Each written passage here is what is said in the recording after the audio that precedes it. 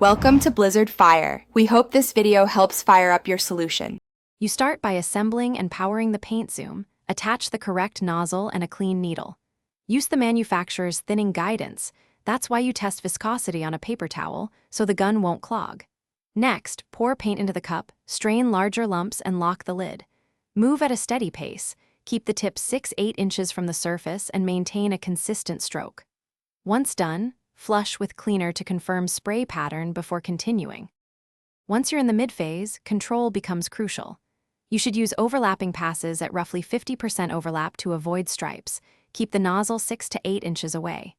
Adjust the spray width and pressure to match paint thickness, smaller nozzle or lower pressure for detail. Move your whole arm, not just the wrist, to keep strokes steady. This reduces orange peel and runs. If you see pooling, back off immediately and allow one tack coat to dry before another.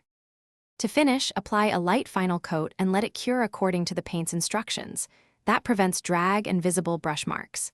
Clean the unit immediately, flush with water or recommended solvent, then disassemble and wipe the nozzle and needle so parts remain functional. If the sprayer starts spitting or clogging, stop right away. You must clean the needle and strain the paint because grit causes inconsistent flow. Once cleaned, retest on paper towel before resuming.